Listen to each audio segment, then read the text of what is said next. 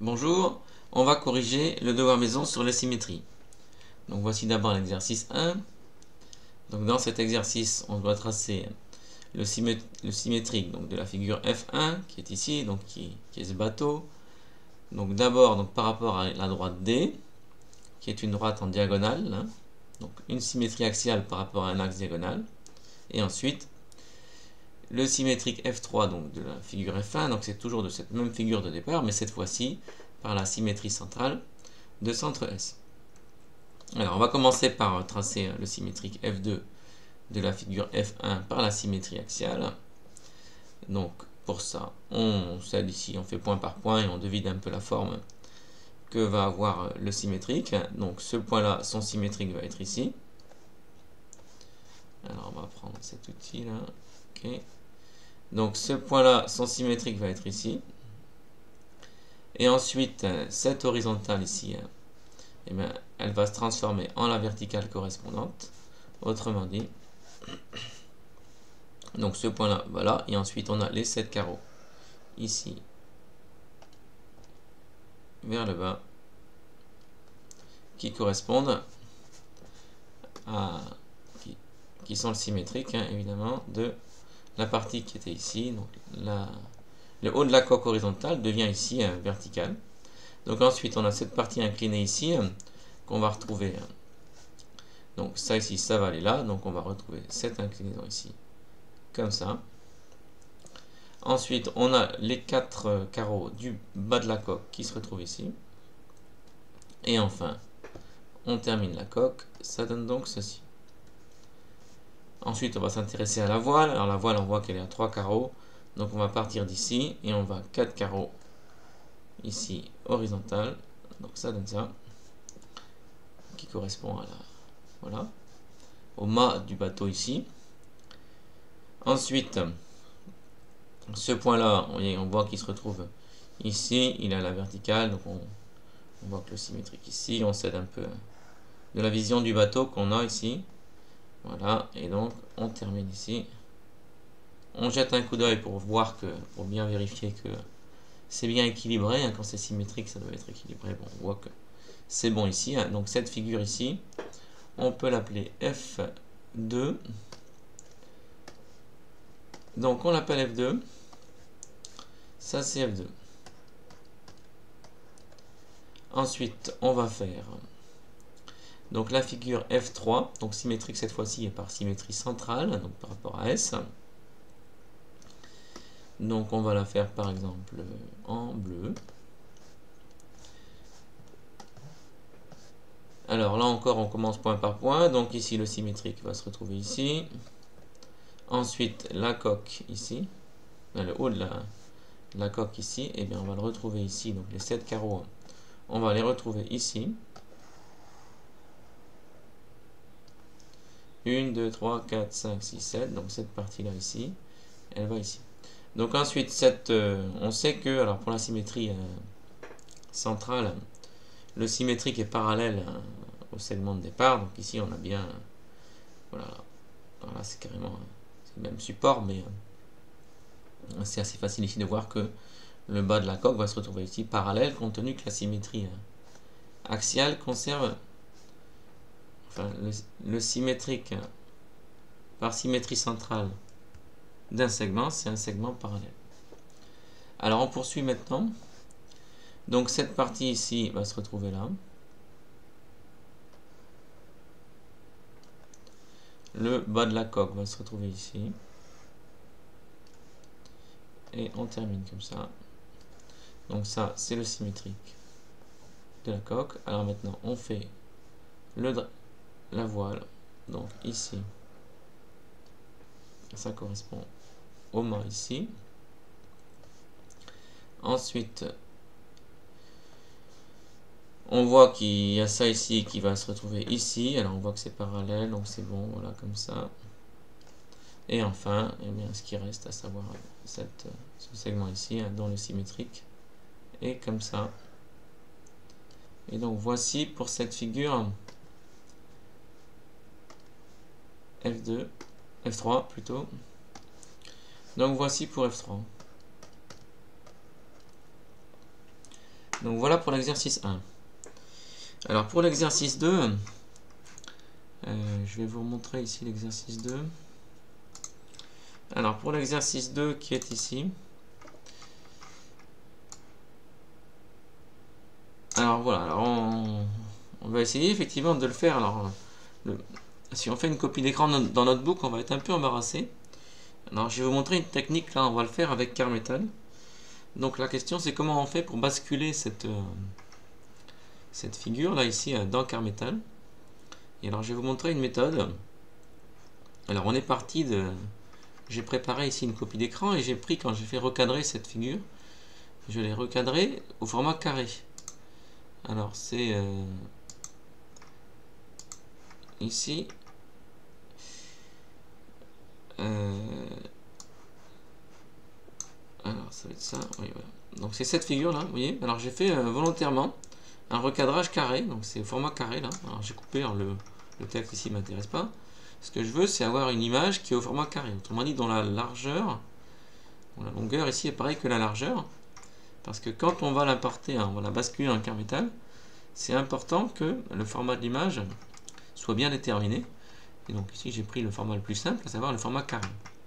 Alors, comment ça marche maintenant pour basculer cette figure dans CarMetal? Alors, je vais fermer ça. Ici. Eh bien, on lance CarMetal.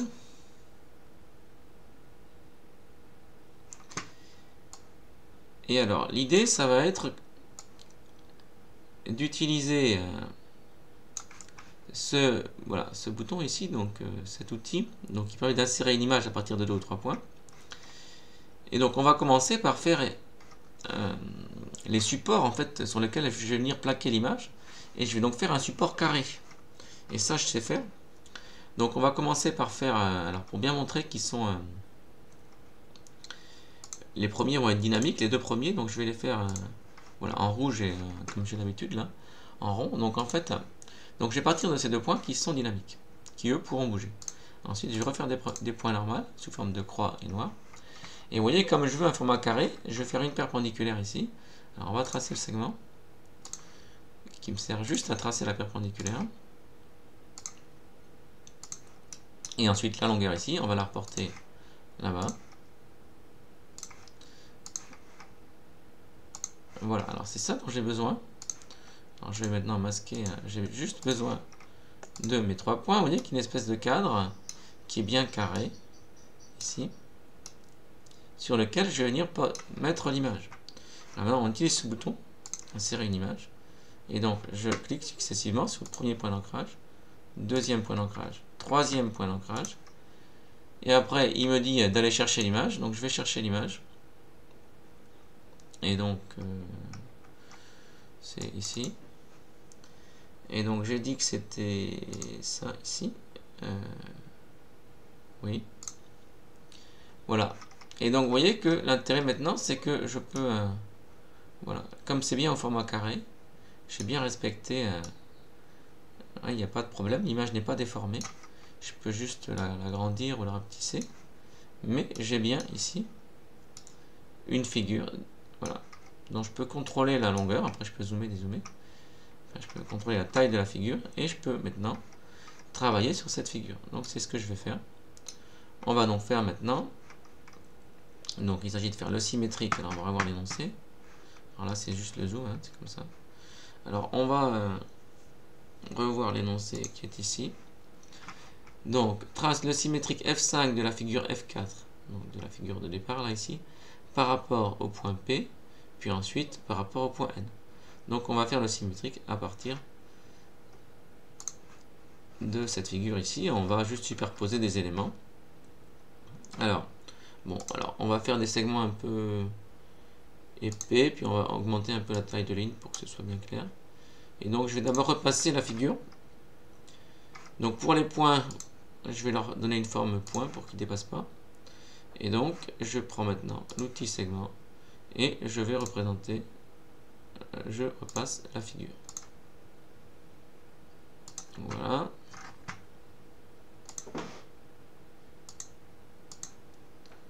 Donc, j'arrive ici. Donc, maintenant, il y a la partie circulaire. Alors, il y a différentes façons. Je pourrais utiliser l'outil arc de cercle ici. Voilà, si je prends ça. On aurait pu aussi utiliser l'outil cercle et le transformer en arc de cercle. Bon, mais ici, on va utiliser l'outil arc de cercle. Donc, on clique sur 1, 2 points et 3 points. Et voilà.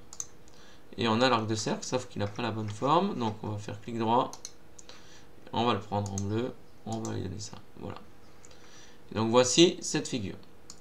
Ensuite, on va placer les points. Alors, cette fois-ci, on va les faire normaux. Donc, le point N, que je pourrais utiliser. Et le point P, que je pourrais utiliser ici. Voilà. Donc, maintenant, on n'a plus qu'à faire le symétrique en utilisant l'outil symétrie centrale ici. Donc, symétrie centrale, on me demande d'avoir le centre de symétrie. Donc là, je vais faire par rapport à P. Donc, par rapport à P de ce segment. Bon, on va changer de couleur peut-être. Alors, lui, on va le mettre en rouge. Et donc, désormais, on va mettre les segments en rouge pour qu'il n'y ait pas de problème. Voilà. Donc, ensuite, on recommence. Donc, pourquoi est-ce qu'il me demande premier point? Alors, on va refaire ici. Oui, parce que j'étais sur l'outil... voilà, donc je reprends. Donc là, d'abord, centre de symétrie. Donc, centre de symétrie ici. Donc, les deux points sont identiques, donc qu'importe ici. Voilà. Ensuite, symétrique. Voilà. Ensuite, symétrique. Voilà. Et ensuite, on n'a plus qu'à faire le symétrique de cet arc de cercle. Voilà. Et lui, évidemment, comme tout à l'heure, je ne l'ai pas fait. Donc, on va le faire ici en rouge. Voilà. Et donc, on obtient cette figure F5 ici. F5. Qui est donc le... Alors, on va mettre... si on veut que ça s'affiche correctement. Voilà, on va mettre du latex ici. Voilà, donc F5 ici. Donc, pour la figure symétrique par rapport à P de la figure initiale ici. Alors, on fait ensuite pareil pour le symétrique par rapport à N. Donc, on va changer de couleur. On va prendre par exemple maintenant du vert pour les segments. Ici, et on recommence. Donc, on prend l'outil symétrie centrale par rapport à N de ce segment, par rapport à N de ce segment, par rapport à N de ce segment, par rapport à N de ce segment, et enfin par rapport à N de cet arc de cercle qui pour l'instant est ancien et qu'on va donc faire comme ça. Voilà, et donc maintenant on a cette figure ici, on va l'appeler F6, qui est donc le symétrique par rapport à la figure de départ ici, la figure F4 par rapport à N. Voilà. Et on peut remarquer que, vous voyez, les deux ont été, comme les deux ont été tournés de 180, finalement, eux, ils ont la même inclinaison. Les deux objets ici, ils ont la même inclinaison. Voilà, on passe de l'un à l'autre uniquement en glissant la figure ici. Vers là. Donc voilà pour l'exercice 2. C'est pas l'exercice 2, c'était l'exercice petit b de ce devoir maison. Alors maintenant, passons à l'exercice 3. Alors, pareil ici, pareil. Bon, on va utiliser Carmetal. Et alors, c'est l'occasion de vous le montrer, hein, comment on peut faire ici. Sauf qu'ici, on a une image qui est allongée. Donc là, je l'ai changée, je l'ai mise quand j'ai fait un recadrage. J'ai fait un recadrage, mais là, je l'ai fait... Alors, je l'ai mis, la longueur est 3 fois plus grande que la largeur. Donc voilà, je l'ai mis dans un ratio de 3. Cette image ici, là. Voilà, la longueur ici est 3 fois plus grande que la largeur. Et à ceci près, je vais faire pareil dans Carmetal pour pouvoir basculer cette image ici dans Carmetal. Donc, on le fait. Fichier, nouvelle figure. Alors, je recommence la manip, là, que j'ai faite tout à l'heure. Donc, je prends ici un point, voilà. Alors, hop. Et la perpendiculaire. Là, la perpendiculaire qui passe ici. Donc, importe l'aspect de ces droites parce qu'après, je vais les masquer. Sauf que cette fois-ci, je veux que ce soit non pas la même longueur ici, mais 3 fois moins. Alors, une solution pour faire ça, c'est on va prendre la longueur de ce segment. Donc, vous voyez, ce segment, il s'appelle S14. Et donc ici, on va faire un cercle de rayon donné. Et quand dans le rayon, je mets S14, et bien en fait, c'est la longueur du segment qui va être prise. Donc si je mets S14 ici, et bien, oui, S14 ici, donc c'est normal, effectivement, ça me fait exactement la longueur du segment. Donc, vous voyez, c'est pareil que si j'avais fait, on le voit parce que ça passe par ce point. Hein. Donc c'est pareil que si j'avais pris l'outil cercle passant par un point, et ça reste dynamique.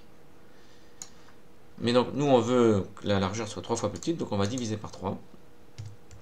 Et auquel cas, là j'ai une largeur qui est... Alors on va pas prendre cette apparence, on va prendre plutôt une apparence normale. Voilà. Et bien, vous voyez que voilà, c'est à chaque fois 3 fois plus petit. Voilà, donc on n'a plus qu'à effacer ça maintenant. Enfin, masquer ça. Et je refais la manip de tout à l'heure, sauf que cette fois-ci j'aurai une image qui aura donc qui aura ce format avec un ratio de 3.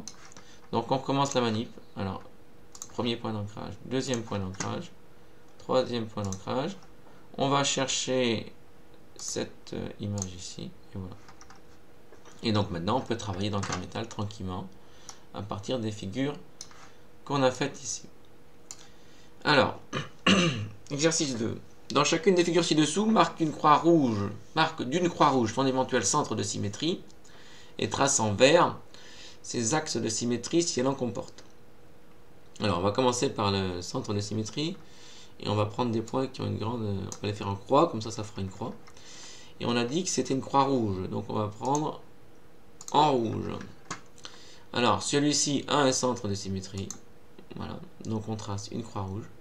Celui-ci en a un aussi, puisqu'on voit que quand on fait un demi-tour, vous voyez, on obtient la même figure. Hein. Et non, je dis une bêtise. Mais si, c'est ça, quand on fait un demi-tour, c'est bien ça, c'est moi qui dis. Quand on fait un demi-tour, donc cette partie va être basculée, ça se voit un peu, okay, c'est un peu...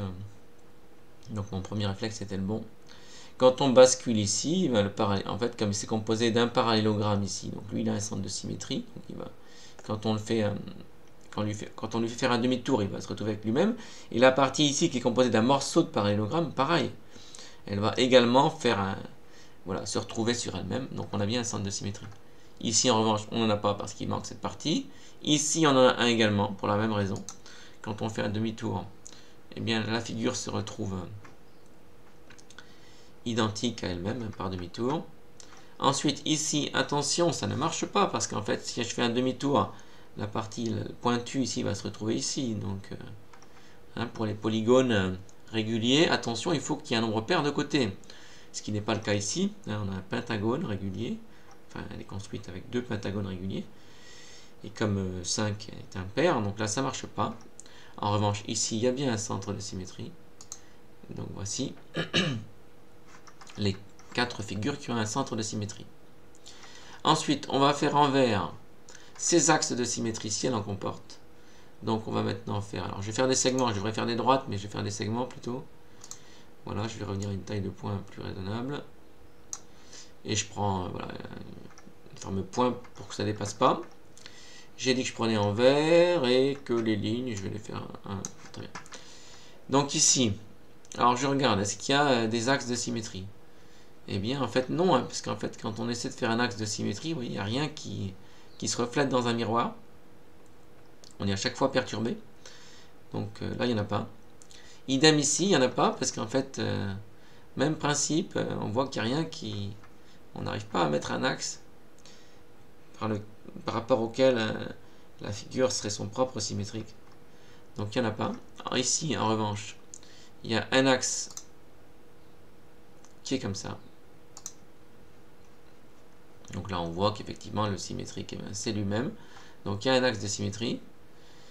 Ici, on regarde, eh bien, il n'y en a pas. Là encore, pas d'axe de symétrie. On essaye, mais on voit qu'il n'y en a pas. Ici, en revanche, il y en a beaucoup des axes. Alors, il y en a un ici. Il y en a un ici. Il y en a un ici. Il y en a un ici. Il y en a un ici. Alors, on n'est pas surpris, hein, comme la figure, on voit qu'elle a... Elle est composée de pentagones réguliers, donc elle a 5 axes de symétrie. C'est tout à fait logique ici. Et enfin, on regarde ici, est-ce qu'il y a un axe de symétrie? Ben, on voit que non, parce qu'en fait, quand on essaye, ça marche pas. Donc ici, pas d'axe de symétrie. Donc les seules figures qui ont des axes de symétrie ici, c'est la troisième qui en a un, et celle-ci qui en a 5. Les autres ont un centre de symétrie, enfin ces quatre-là, là, oui. Mais n'ont pas de centre de symétrie, donc je me rends compte que j'ai oublié le centre de symétrie de... non, j'ai rien dit. Voilà, non. Donc voilà. Donc c'est bon. Donc voilà ici les 4 centres et les 2 axes. Alors on a refait la manip ici pour l'exercice 3. Donc ce qui permet ici de travailler dans le quart métal. Et donc on a la figure suivante là, et donc on demande de...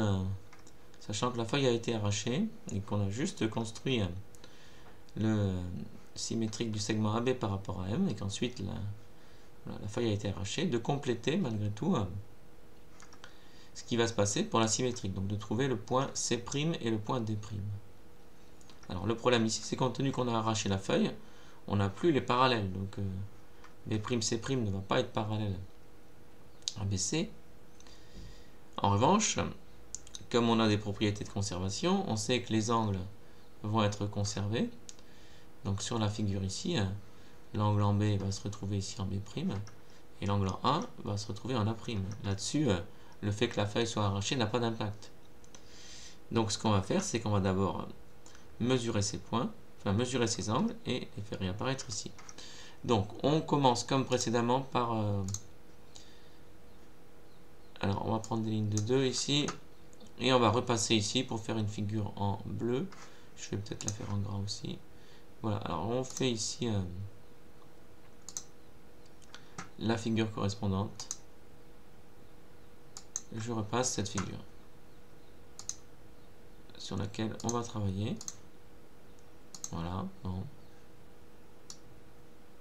Je peux repositionner en géométrie dynamique, voilà. Donc voilà la figure. Voilà. Et donc on va faire afficher les angles correspondants. Donc en fait ici l'angle en A et l'angle en B. Donc l'angle en A il vaut 70. Et l'angle en B il vaut 81 degrés.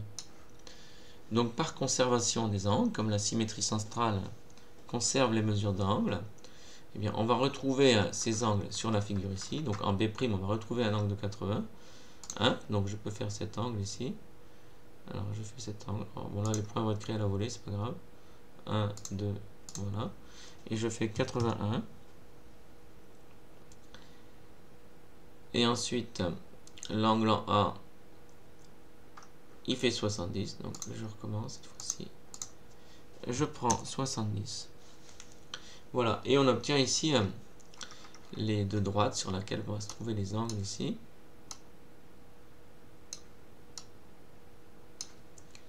Donc maintenant la question c'est de savoir où sur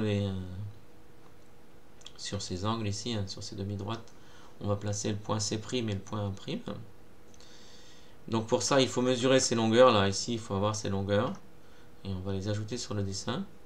Donc ces longueurs en fait c'est 3 cm et 1,9 quand on mesure. Donc on va les mettre ici.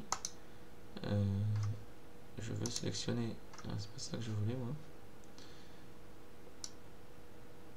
Alors, je recommence. Je voudrais...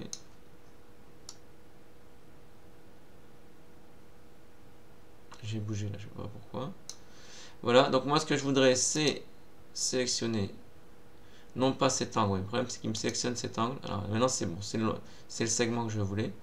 Et donc dans son nom, dans son alias, je vais mettre la longueur correspondante. Alors, on ne devrait pas faire ça, mais ça me permet de mettre ce que je veux comme texte. Donc voilà, donc je veux dire qu'il s'appelle 3 cm, mais tout ça pour mettre que sa longueur c'est 3 cm. Donc voilà. Et quand on mesure ici avec la règle, et pareil ici on peut mesurer, et quand on mesure, on obtient, donc là encore on met dans l'alias, on obtient 1,9 cm. Donc voilà. Donc voilà ce qu'on observe ici. Et donc, compte tenu du fait que la symétrie centrale conserve les longueurs, eh bien 3 cm ici, ça va se retrouver ici. Et 1,9 cm, ça va se retrouver ici. Donc on peut faire des cercles ici correspondants. Alors moi, comme je ne suis pas en centimètres, c'est pas comme ça que je vais faire. Je vais prendre l'outil ici, compas, qui va directement aller me chercher la longueur ici. Donc je prends cet outil. Et donc je reporte, donc premier point, ben, c'est le point B, ici. Donc je vais reporter 1,9 cm ici. Donc ce point-là, il me prend cette longueur et je la mets à partir de B. Et j'obtiens le point correspondant ici. Et après, on recommence. À partir donc de AD, donc AD, j'obtiens cette longueur que je reporte à partir de A'. Et j'obtiens ici le point correspondant. Donc voilà, on peut maintenant masquer ça ici et terminer le polygone. Donc je vais lui donner une couleur verte par exemple. Voilà. Hop.